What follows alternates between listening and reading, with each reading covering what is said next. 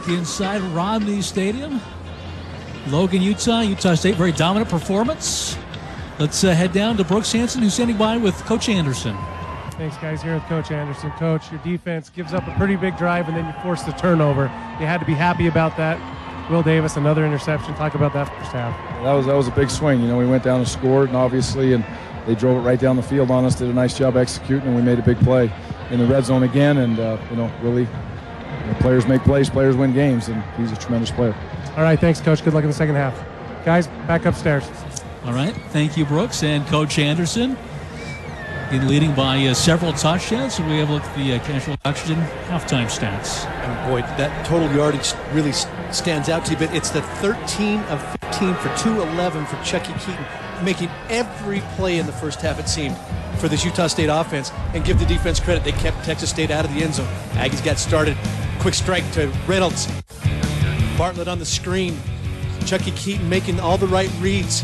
The flip out to Natson for his first career Utah State touchdown, wide open down the sideline.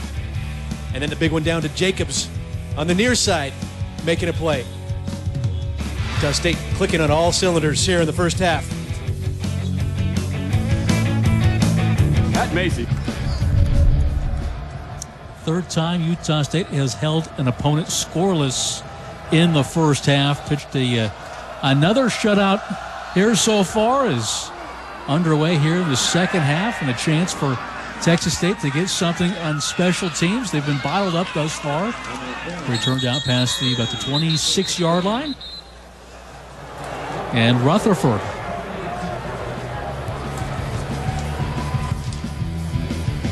Utah State basketball action continues at the D. Glenn Smith Spectrum tonight when the Aggies host Simon Fraser. Tip-off set for 7 p.m. Season tickets and many ticket plans are still available through the Utah State ticket office. Call 1-888-U-STATE-1 or order online at utahstateaggies.com. So after this afternoon, we're going to strike. Then we'll head over to the D. Glenn Smith Spectrum. Watch Stu's crew is good run here on first down by Texas State. What do you think of Rutherford in that first half? I thought the opening series, he was, matter of fact, the first two series, I thought he was very, very good. The interception, it was a great play by Will Davis. I mean, it was a stop-and-go route that Davis didn't bite on the pump fake and stayed in his in great position.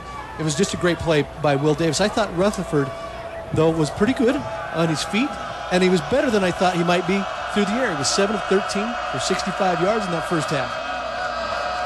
2nd and 3. Pick up the first down here across the 40 to about the 41-yard line.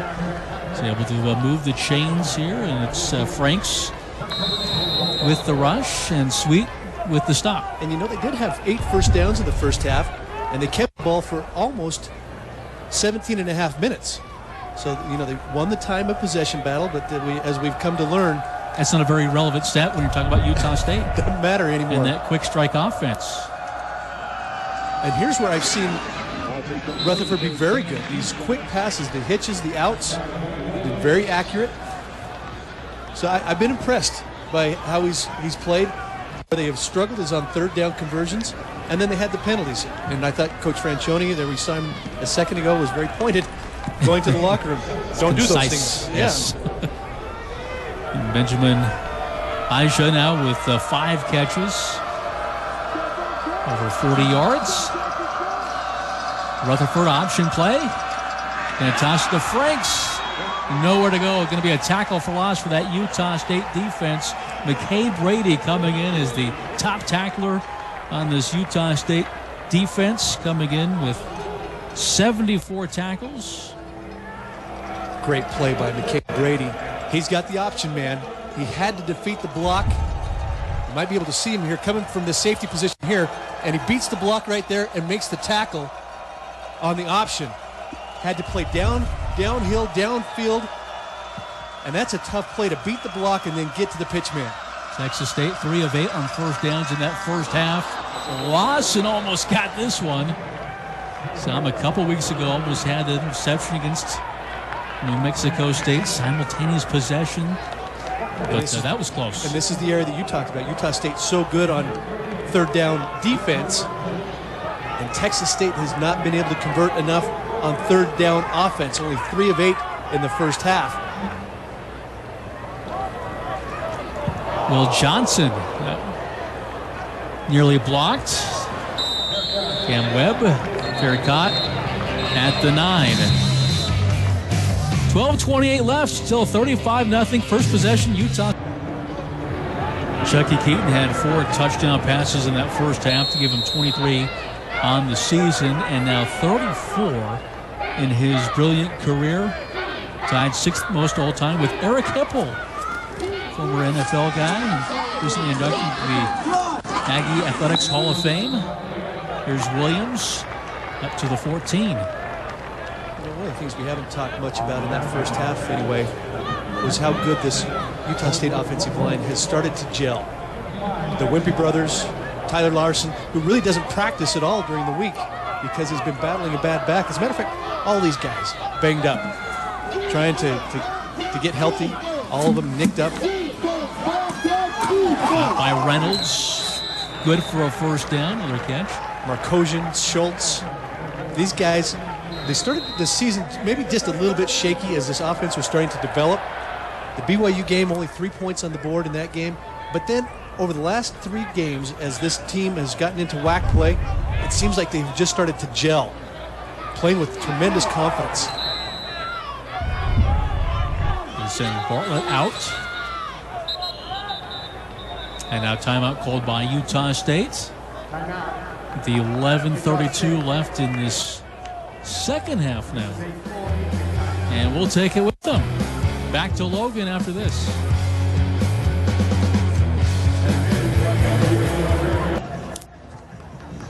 Matt Austin, 3 catches, 63 yards, and a touchdown for the playmaker. Kevin, you're talking about the offensive line. I thought coming into this season, I had 2 questions. Offensive and defensive lines. Would they hold up? And certainly they have done that up to this point. They have been marvelous, and they've absorbed some injuries. Here's Keaton setting up the screen, and it's intercepted. Down to about the 6-yard line. Clavel Head, the defensive lineman, read that perfectly, and now Texas State with a chance to put points on the board here early stages of the third quarter. Just what they needed. Fake the screen to the right, come back to the left. Chucky must not have seen Clavel Head on that one because he was standing right in the path.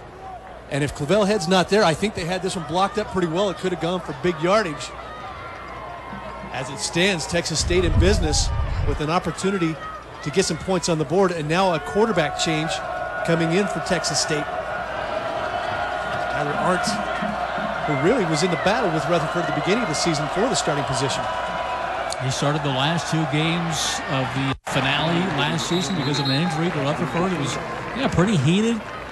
And then eventually week 2, week 3, I think it was clear cut that Rutherford was the guy for Texas State. But Art's coming in with 20 completions, 203 yards, a touchdown, and 3 picks. You see here Curry on the carry. Utah State defense priding themselves on the shutout. Want to try to preserve as much of that as they can. Offensive line got a good surge, and it's going to be a Texas State touchdown. Able to capitalize on the turnover. We talked about it's one of the bugaboos for Utah State. If there's any, it's maybe the turnovers that came in -4. They got the takeaway early, and they give it back to Texas State, and they gave it back to them inside the 10. And rest assured that Coach Anderson now has his team's attention on the sideline. But give Clavel Head a lot of credit. He made a play for the interception, and now Texas State with the Johnson PAT on the board. He wonders for that confidence of Texas State. You work so hard. Talked to Coach Francione about the transition from FCS to FBS as you see the touchdown run by the Bobcats. It's like, sure, the coaching staff, we want more wins. We understand it's a process. The Salt Lake Express scoring drive, 2 plays, 6 yards, 39 seconds, and Marcus Curry with the touch. It stinks when you work a 100-hour work week and you got a bad feeling after you lose a game. It's tough. It's tough to work so hard. And of course, they really feel like in the coming years they're going to be a program to be reckoned with. They put in an estimated $110 million towards athletic facilities. They renovated their stadium, which now seats 30,000. And one of the reasons why they wanted to go to FBS is because the pride that they have in their school.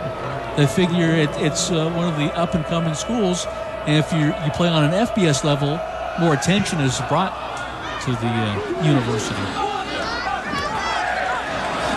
This is returnable. Hit hard at about the 15-yard line, up to about the 18, and that's where Utah State will start things. That was Reynolds, the sophomore from Florida, has a touchdown grab earlier in this game with the return. And you mentioned going to FBS. Of course, Utah State moving to the Mountain West Conference next year. The Bobcats moving to the Sun Belt Conference. So this is the first and maybe only meeting that these two teams will play against each other, maybe for some time, but we'll have to see. And happy to see Carl Benson, of course, the commissioner of the Sun Belt Conference, the former commissioner of the WAC, knows what kind of facilities, knows what kind of program Texas State has. As we see Kerwin Williams getting 4 or 5 yards on the carry, but he knows what kind of facilities they have and what kind of programs they can run. And I think it's a good get for the Sun Belt Conference. A nice landing spot for a program here that's trying to build. La Tech and San Antonio most likely going to Conference USA. The WAC, of course, will not be a football playing conference next season in 2013. There's Williams stiff arming a man up to the 35-yard line at Utah State first down. So deceptive. He's built low to the ground and has the little legs just kind of churning, moving. Doesn't look like he's moving that fast, but rarely seems to get caught from behind.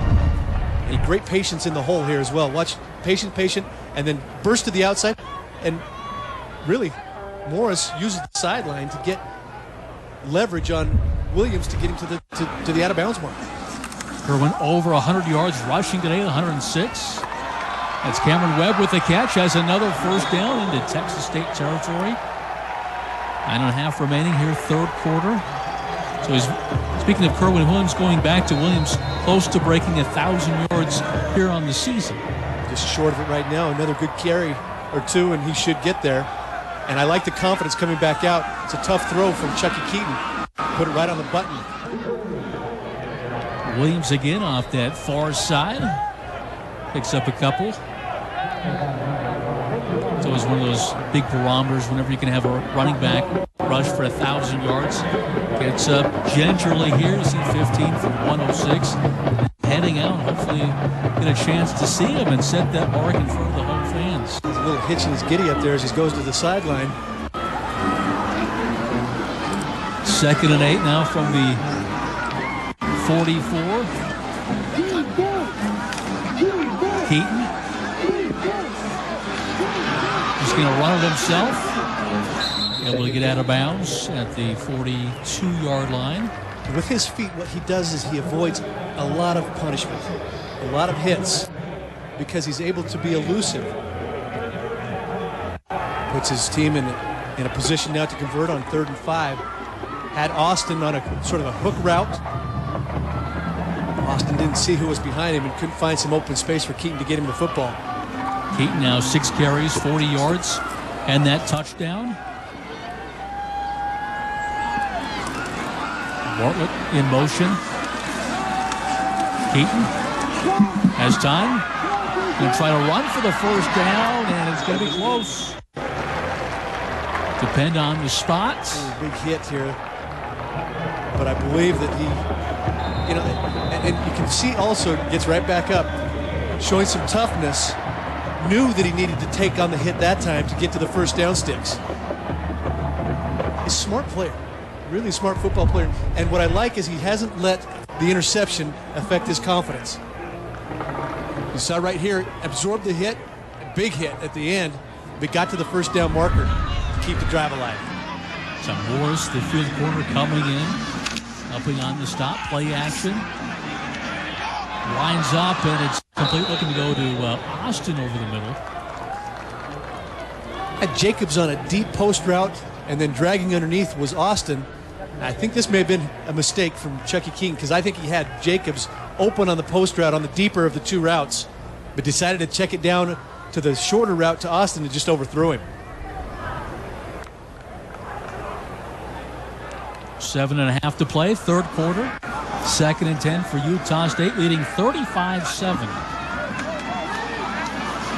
Webb to about the 32-yard line. Nice play out there by Daryl Morris, taking on the block from Matt Austin, who may be one of the best blocking wide receivers in the conference. He was able to sort of beat that block from Austin. Had little help. Tyler Chase coming up from the safety spot. Now another big third down. Utah State 3 of 5 on third down. Keaton rolls out, looking to run. It's congested. Drives forward, but stopped at the 30. Be interested to see Coach Anderson's decision here. This will be probably about a 47, 48-yard field goal attempt, and that's certainly what he's going to try to do. We saw Nick Diaz kick a couple of long ones, including a 50-plus yarder against New Mexico State a couple of weeks ago. And he made 2 kicks last week in San Antonio. It was perfect. Those were the shorter variety, but this could be a 47. And as you recall, really a couple of field goal misses that could really be the difference between a 7-2 and a 8-1 or 9-0 season. Actually, this is about a 48-yarder for Diaz. He's got the leg, and he's got the accuracy. So Diaz able to connect again. Aggies increase their lead, 38-7. 6:04 remaining in the third quarter. Back to Logan after this. Back inside Romney Stadium, Big Blue enjoying a view of this one from the couch there in the stands. 38-7. So like scoring express. Diaz able to connect. Now 5 of 6 on field goals on the season. There's that dangerous return that Texas State that they feature. It's really the first long return that they've had all game. Good 33-yard return by Gaines. That was Josh Thompson doing the kicking duties that time. You can see when he gets the opportunity, he is explosive. So the quarterback change by Texas State. This time Arndt or field to cover. Able to score on that short drive. You see the numbers on him. 6'4", 221, junior. Probably the better throwing quarterback, I would say. Pass is caught by Andy Erickson.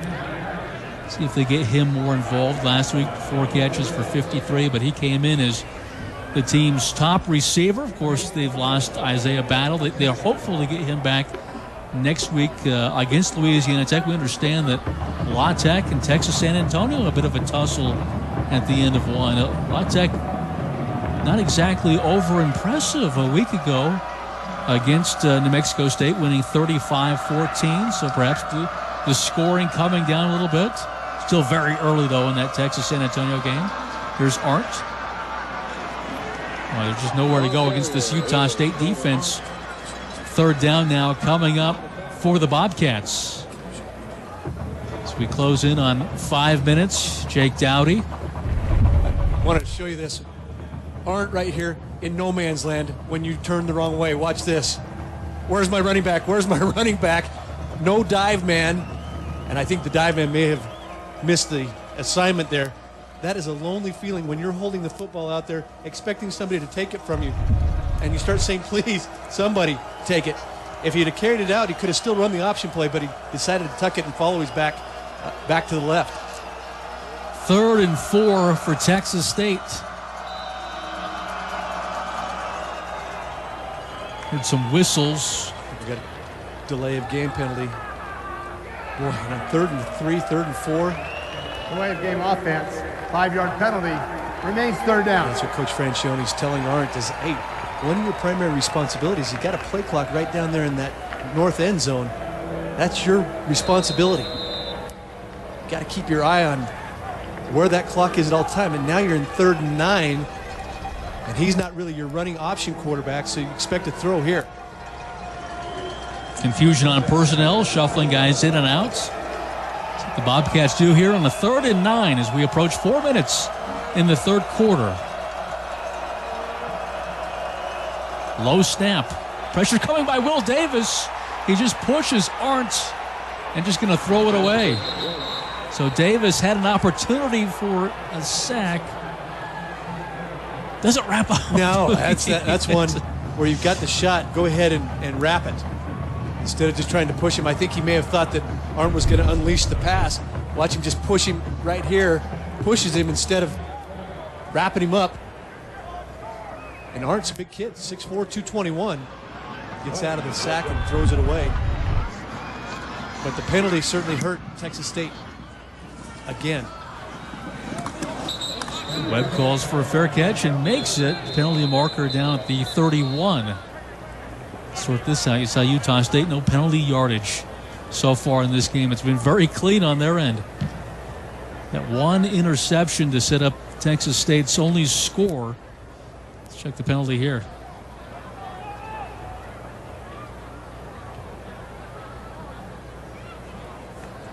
And that's the telltale of whether or not you're prepared or not. The false start penalties or the mental mistakes.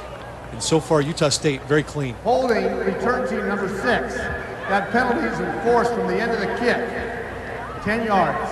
First down, Utah State. It's a rare mistake. A penalty here, the first one of the game here committed by Utah State. So 3:48 remaining to be played in the 3rd quarter. The coaching staff was very paranoid, at least the coordinators. Being the hunted instead of being the hunter. Wondered how their kids would come out and perform, but we've seen now a couple of straight games, 3 straight weeks, where they've really been the prohibitive favorites, where they've come out and really played like it. Getting up early, playing crisp, and really playing how they practice. And that's another thing that the coaching staff has said is that these kids practice hard and play hard. There's Kerwin Williams spinning his way across the 25 to the 26-yard line. And I think with that one, Kerwin Williams now has 1,000 yards rushing on the season. So the 11th player to rush for 1,000 yards here at Utah State. The crowd just now hearing the public address announcer mention that fact. It's a very nice ovation, well-deserved by Kerwin Williams. You know, had to wait behind 2 future NFL running backs, and now over 1,000 yards. Still plenty of time to add to that total. And with that running now goes back below 1,000 yards on the season. So they may be able to announce that one more time. It was nice to see, though, the crowd and also his teammates. You saw Chuck Jacobs and Matt Austin, when they heard the news, sort of clapping for their teammate. And one of the things you'd love to see is teammates that care about each other. This time, though, nowhere to go. I think he does drop back to 999 with that run.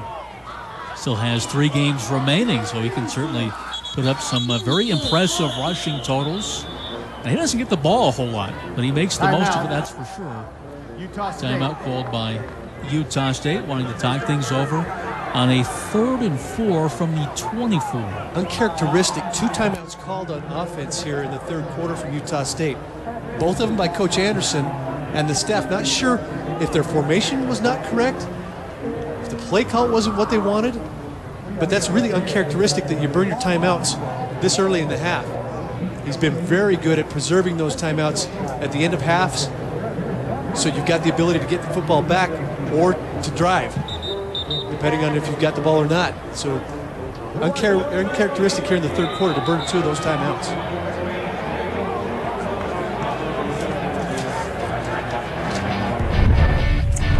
Let's get to our play of the game. Of course, Kerwin Williams. Simple read.